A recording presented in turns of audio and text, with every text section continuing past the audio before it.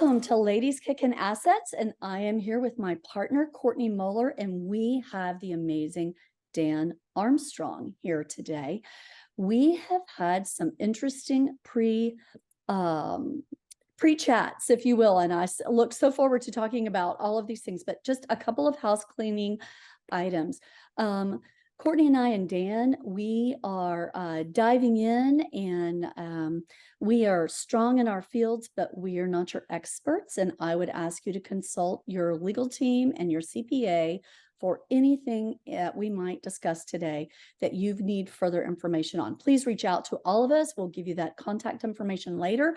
We ask that you would like and subscribe, and we are excited about talking with Dan today and everything that he has to share. So welcome, Dan, and thank you for being with us today. Thank you for having me. You are welcome. So we, as we always do, a couple of minutes before we get on, we have some pre-conversation. And I just really want to jump into what I was not expecting was the colors that you see or that you align and associate with folks. That was super interesting. Can you share that? I've not heard this before. Yeah, it's something called synesthesia. It's when different senses merge together that are sometimes in overload. For me, when I hear music, I see shapes and I hear colors. When I see people, I see colors. And so, Courtney, I see as yellow and a green, and they all have different meanings. And Robin, you're yellow, but you have orange is your main color, and blue. So and interestingly enough, I've seen people that I've talked to about this years ago and run into them again, and I see the same color, and they remember that. And it's not like I can make it up. It's just there. It's like that's your name. That's just what it is. So it's easy for me to recognize people's personalities when I look at them. Within usually the first 10 or 15 seconds, I can pick up the color, and then I know how to communicate with them. Oh, that is fascinating. I look forward to diving a little more into that and really learning about that, just to have self-awareness. So you said people that you see years down the road, their colors don't really change. Do the colors mute? Are there other colors that become more dominant, or not really? I did notice there was a woman I knew years ago, and she had gone through a really bad relationship, Mhm. and her second husband really brought out the life in her, and she went from a murky brown with a like surfacey yellow, which was the mask, Yeah. to now like this much of her. Just the way she appears is just bright. She's expressing herself. She still has the yellow, but it's expanded. It's been amplified Wow. because of the love that she's receiving from her husband. Mm. I Yeah.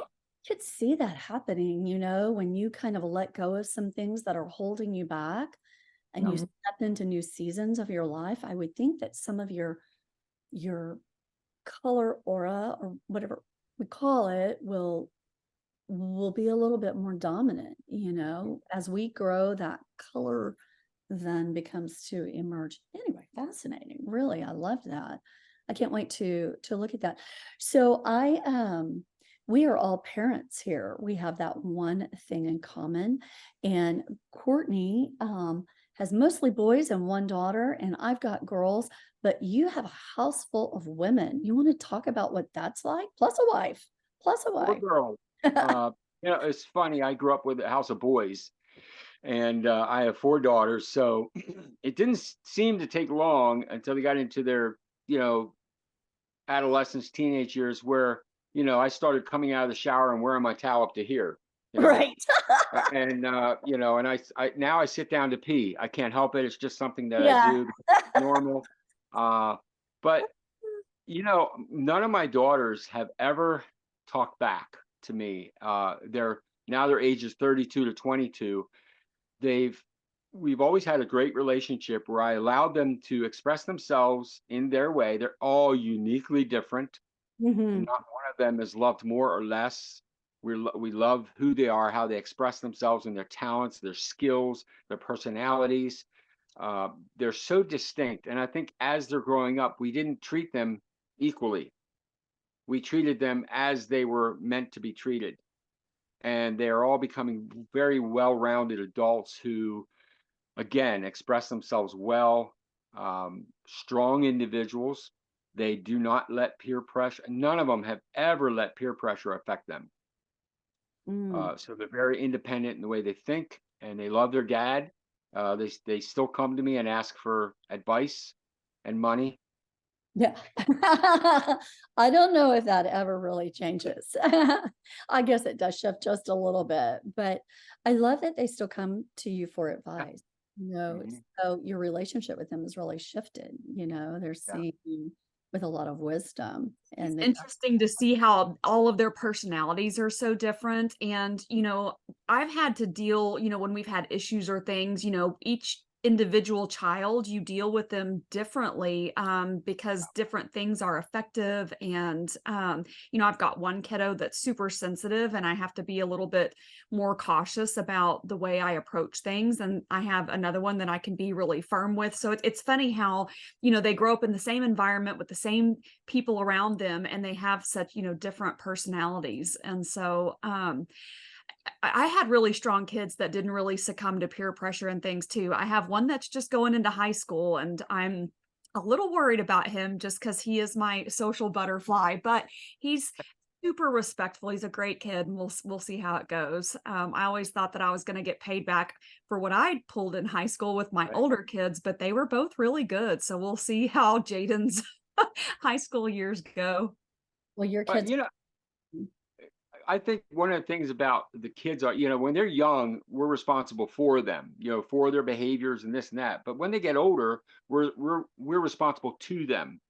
So Yes. we're taking off that responsibility from ourselves, and they're responsible for themselves. We're responsible to them, and that shift there puts more responsibility and maturity to develop on their shoulders instead of our own. So Mhm. that's kind of a mentality I've taken. Yeah, and we really kind of started that shift in probably 7th grade. I forced them to kind of, start doing their own laundry and, if they have issues with their teachers or, something going on at school, it's their responsibility to go and talk with them. I had one of my high schoolers the other day, or I guess it was last year, said, I'm thinking about switching to the another different class. And I said, well, go talk to your principal, go take care of it. I'm not calling them. You're in high school. Go handle it. So I think it's good for them to start learning to take care of their own issues and the things that they want to do. I'm not going to be there to hold their hand forever, and they need to learn how to take care of that on their own. It's true. Great. It's very, very true. Very true. And so, I'm just curious because Dan, as I really just started diving in and learning more about you. So first and foremost, let me say that I met you, Courtney. I believe you met Dan the same way through Kyle Wilson's inner circle, and so that has been just a powerful group to be a part of, with so many amazing entrepreneurs and Eclectic group. powerful individuals. It's like a potpourri of powerful people in one space. So that's been really cool to be able to meet you and then to have some different one-on-one time, just kind of visiting with you and learning about you. And you know, a couple of weeks ago when we were at the Dennis Waitley um, event that we were a part of, you and I just had some time to just chat. And it was really, really special. So I appreciate those moments of conversation. And I'll tell you, I've been diving into your book, The Cable Guy here. Oh, yeah. And I know that you also have Smart Dust, and I've not read that yet. But I can have that one. okay, I Oh, haven't yeah, read there that you one go. yet. Okay, but I just really want to share this out of this book because I think this resonates so much with so many people. And this is in your introduction. I mean, I've got like little notes and stickies throughout this, but what you say here is just, and I think this like applies to anybody in any workspace. What this book is about is 3 decades of walking into the homes of America and walking out knowing you did a good job despite what may have taken place in between.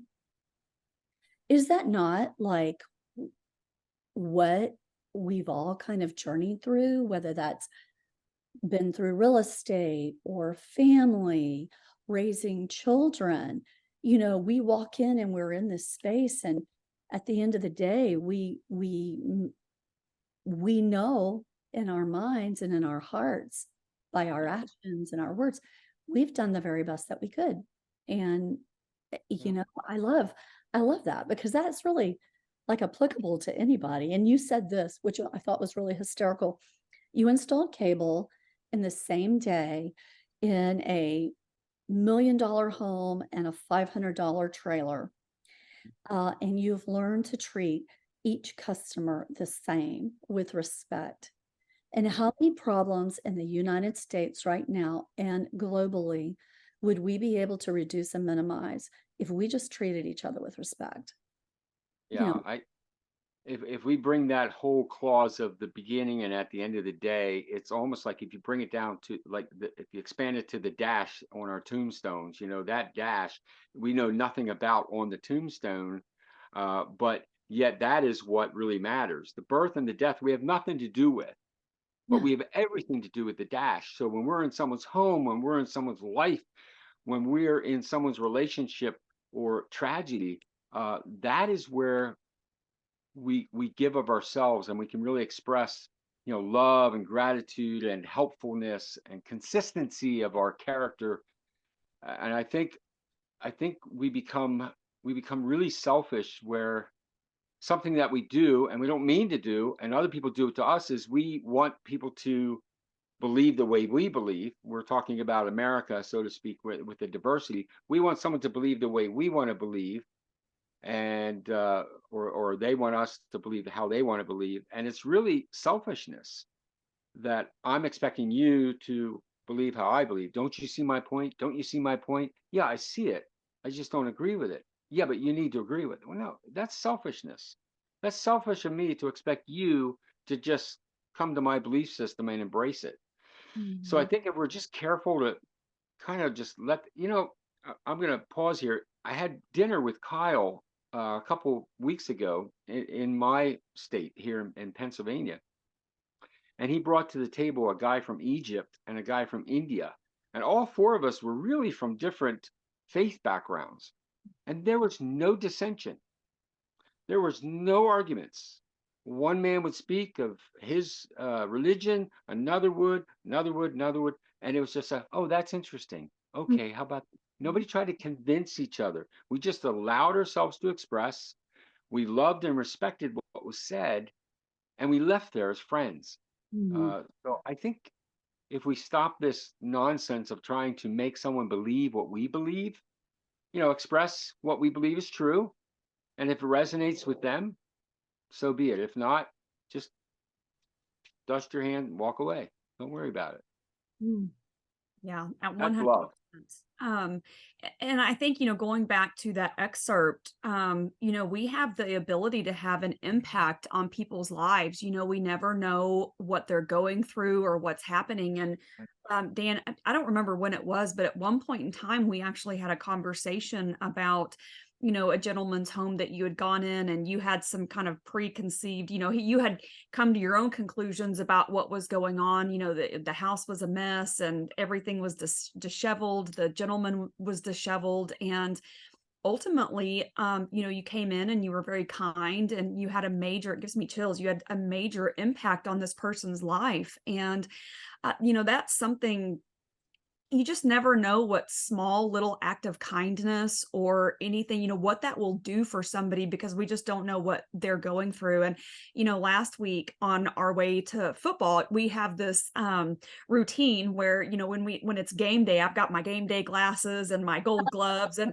we have our power songs and we dance all the way to school. And last week we had the people in the cars around us, we're in there jumping around and dancing and they were so excited. They were jumping around and dancing and they couldn't even hear our music. And, I was trying to explain to Jaden that I'm so glad that we have that routine, but, we impacted others around us and, set their day up in a great way. And so it's, that's a little bit different than, going into other people's homes, but it really is. I have a sign on my computer that says impact because I want to have a positive impact. And you've had an opportunity to do that, and treating everybody the same. And I have a firm belief in that as well. And that's something that I instilled when I was in the military, no matter if it was the commanding officer or, the lowest ranking person there, I treated everybody the way I wanted to be treated. And, it really is about making everything better and making the world a better place and having an impact.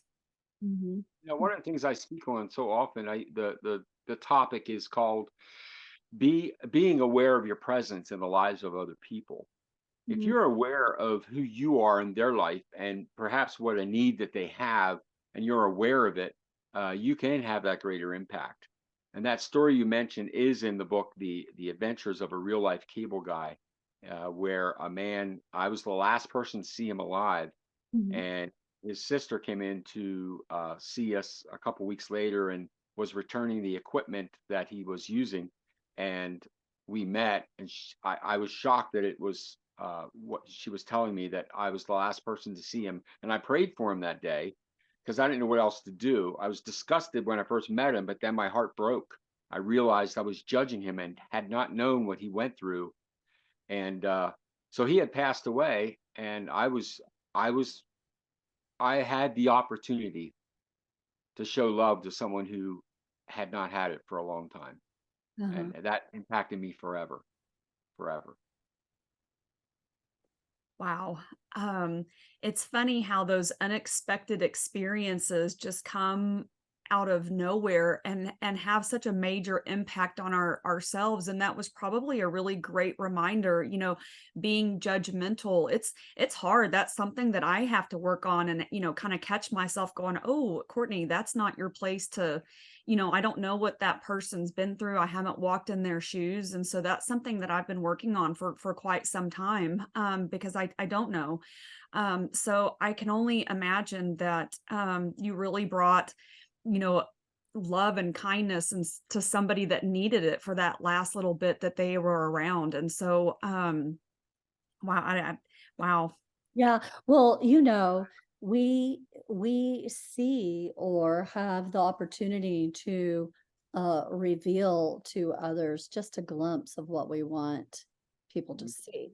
Many times I've found even with myself, you just put this mask of whatever it might be, mask of success and happy and all of this stuff, and behind that is not what I might be feeling on the inside. Or, conversely, um, I've, and so I think all of that kind of goes back to, transparency, Mhm. and, um, you Well, know, my parents were they were great examples. In the book, I don't know if you're going to bring it up, but in the book Think Big, I first that story I wrote in Think Big. See, I have it here. put I that, wrote about what's that? pull that book up. I have that on my shelf. There you go. Yes. Featured. That's Yes. one where I wrote about my birth defect. I was born with a cleft palate, bullied all my life. Still have a prosthesis to help me speak, which most people aren't aware of. And then the other book, Next Level Your Life, Yes. uh, that one, yeah, there you go. There you That go. one I talked about All right. my Pull mine Pull out too. yours. of course. That one, I talk about my mother and what she did so many years ago. I was in a band. I won't tell the whole story, but I was in a band and I wanted to go to Philadelphia to get some really cool stage clothing. She, she wanted to come along. So me and my brother, her and another friend, we all went to Philly. At the end of the day, she ended up giving away her brand new coat, took her shoes off, gave them to this one homeless woman, gave her the extra food that she was going to take home to feed my father. So she emptied herself Mm. of earthly possessions to serve this homeless woman. And I have told that story probably in 30 states Well, and 2 countries, and this next level of your life has is in 10 countries, as far as I know. And that story of impact has never wavered my faith in what I need to do to serve, as a representation of God on earth. I need to be willing to be aware of my presence, but also act on it. Not just say someone needs to do something about that. No, let's do something. yeah, Let's make it happen. We're only here for a little while. That's it. Let's Make that's make that it happen. dash count. that. Make it Yeah, count. Make it count. So good, so true, and I think the taking action part is where so many people miss it, no yeah. matter what that is. They've gleaned great education, they've been a part of all kinds of stuff, they have great thoughts, they have great desires, but it's the action thereafter. It's okay now, proof in the pudding. Go do something with all this stuff, or go do something with your convictions. Go And do and that's something what with that's small what you things. guys are doing with ladies kicking assets. I mean, you're taking your talents, you're pulling them together, and you're actually making a difference. It's like it wouldn't happen probably if you didn't come together and be aware of each other's skills and talents and communicate that together. So you're not just also working with the assets of crypto, real estate, financial education. You're also dealing with people's lives. Yeah, But what you're doing is making a huge impact. It's just not about, oh, they're helping me get wealthy. No, there's all kinds of wealth. There's wealth of character. There's wealth of information. There's wealth of knowledge. There's wealth of relationships. And all of that is combined in what you guys are doing. And really what we all should be doing is being aware of who we are in our world and act on it accordingly to the needs of the people around us. So, wow, that was long. Sorry. No, no, but it was so good, and so accurate. I love that you said that. We interviewed Ethel Rucker here Oh, recently, and we, dug into, the power of a strong marriage, and that is an asset. All of, yeah. relationships, all of these things are assets, and I think the more we talk about, bringing value and impact and everything else, I mean, it really is all of this is what contributes to true wealth. True wealth to me is not just about money. It's relationships and impact and financial freedom, and just it incorporates a strong marriage and so much more than just having money. money in the Yeah. bank. Yeah. I mean, we all have bills. We all need to, uh, we all desire levels of passive income. That's all different. But there's so Well, much it's more in noble. between. When Courtney and I, quite honestly, started this podcast, which will bring me to why we have you here. We were essentially starting out with teaching women about financial education. And then we kind of looked at our audience, and that had shifted a little bit. And then it was, what really matters as we've navigated different experiences in our personal and business lives. And there's so much more as we're sitting here talking about. In fact, that's really where the gold is in this. And so that really is, at the end of the day, that's what's most important. And those are the kind comments that we've also maybe gotten a few that weren't so kind, but kind comments about what who we're bringing on, and what nuggets are being gleaned, because it is impacting someone. And impact and legacy is really so important, at this season of my life. And so, that impact, Dan, that you can share with others is pretty powerful. Just the fact that you were able to go into different homes over 30 years, and treat everyone with respect, despite what was happening in your life. You were that glimmer for someone else that's a gift, really. That's not your average person. My cable guy, when he came to my house 3 weeks ago, I don't believe that was his mission. Yeah, that's interesting because over the course of my years in that I'm field, with my cable. I yeah, I trained a lot of guys, and I used to, as we were driving or working driving to an appointment or something, I said, "Okay, these are lessons in cable, but they're also lessons in life." Yeah. We start at the beginning. We do our very best with the signal that we have to work with. We use our meters to measure, monitor, adjust, and control. The same way we deal with people, we measure, we monitor, we adjust and control our attitude, our responses. Watch the reactions. Those are the bad things. The responses are much better. A reaction, you hear a doctor, "Oh, you're reacting to this drug." Well, we all know that's negative. But if the doctor says you're responding to the medicine, oh, well, that's a good thing. So, you know, working with people over, those 3 decades, and day in and day out, I don't know how many people I actually met. I mean, I've met a couple 100,000 people in my lifetime, and that also includes, my days in the band and speaking engagements and just life.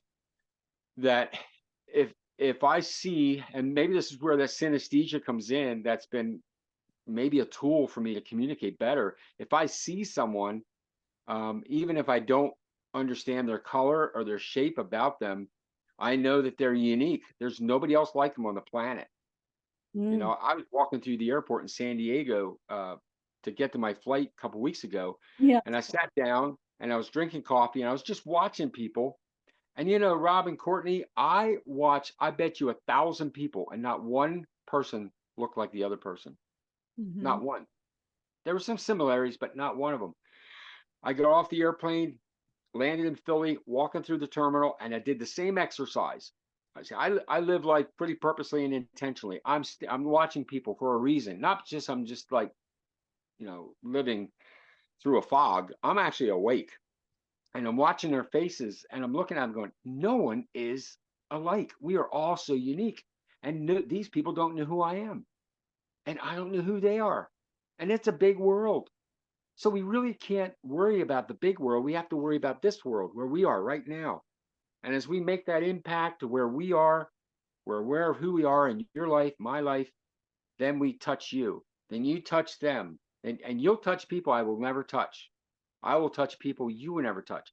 But things that you have said to me, both of you, I can go, wow, that's good medicine. I'm going to respond to that. And I'm going to give that medicine to someone else. And they don't even know where it's coming from, but it's exponential love and growth, and Mm. that energy that's just beautiful from all of us.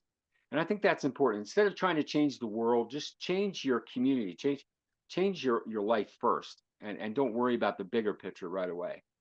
All right. One life at a time, you know, One night at a time. one life at a time. So, you had mentioned a couple of different um, seasons of your life. You were in a band, you're a husband, you've been a father, you've been a cable guy, you're an author, Yeah. you're public speaking.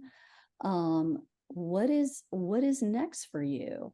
Are you I know you've got, things in the pipeline, or can you So share? yeah, I can share a couple things. So I did just start a business. I have two businesses, and I don't really tell people about them because I focus on my actual target audience. And Mm, the reason I do that, which I mentioned in the pre-chat, that I don't want people to identify me with that business. I want them to just know me as a person, because like I don't want to be caught in the identity also that this is who I am, mm, because those are things I do. yeah. I am an author. I am a speaker. I am a husband. I am a father. I am a person of compassion. So one of the things I just did, I did an exercise. I was out at Kyle's house, and Laura Patillo was there, and she is a prolific author. She wrote 67 books in 5 years. And I was able to sit with her for a while and just listen to her with a couple other people. And she said, dedicate time every day, and had a little placard right here beside me and said, anyone can write 10 minutes a day. So I tried an experiment, and on June 2nd, I wrote from 8 o'clock to 11 or 11 o'clock that night, 3 hours. And then I thought, okay. So I wrote again and again, and 25 nights straight from 9 to midnight or 8 to 11. Because for me, these are golden hours. Yeah. Everyone's quiet. I can put headphones on. Phones aren't ringing. Nothing's going on. And in 25 days, I wrote a book. And the editor just sent me the copy of it last night, said, hey, I'm done with your book. I love it. It's in a different genre than, the Cable Guy or Smart Dust. Mhm. And one of the reasons is I'm still trying to find my expression as an author. Yeah. Even these are different, these Yes. two. Mhm. And I also wrote a chapter for a book coming up with the Los Angeles Tribune that'll come out October. And Dr. Joe Vitale is writing the forward, and it's global. And these books are global. All four of these books are on the global market, but they're just expressions of who I am. Mhm. And that when you ask what am I doing, that is one of the things I'm doing. I'm looking for ways to express my art and my craft in a better way than I've ever done before. And I just had a birthday, and Okay. I adopted a philosophy. Yeah, you were with me on my birthday. Oh, yes. I was like, oh, really? Yes, I was with you on your birthday. We sang happy birthday to you. Take me back. It feels like a million years since then. And that was just, I think, 3 weeks. Yeah, a couple of weeks ago. And the thing is about what I did a couple of years ago. I brought this philosophy that I'm not uh, turning this age. I'm taking all the years behind me, putting it into the next year. In other words, I'm not starting 1 year. Mhm. I'm taking all these years behind me and putting it into the next year. Wow, what can I accomplish with all this wisdom, maturity, experience into my Limitless. life this next year? Yeah. It's phenomenal. And I signed a new lease on life. Every birthday, I sign a new lease on life because it just got better. Oh my God, I love that. You I sign do this Yeah. too. every birthday. I'm taking tons of notes here, just so you know. Well, there are so many pearls of wisdom that we gather from these conversations. And I'll walk away and I just go, Courtney and I go, wow, oh my God.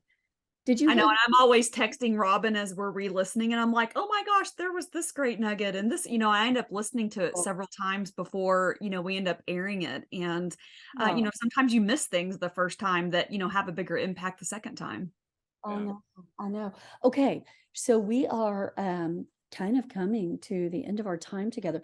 Dan, how can our listeners and our viewers get in touch with you? What is the best way?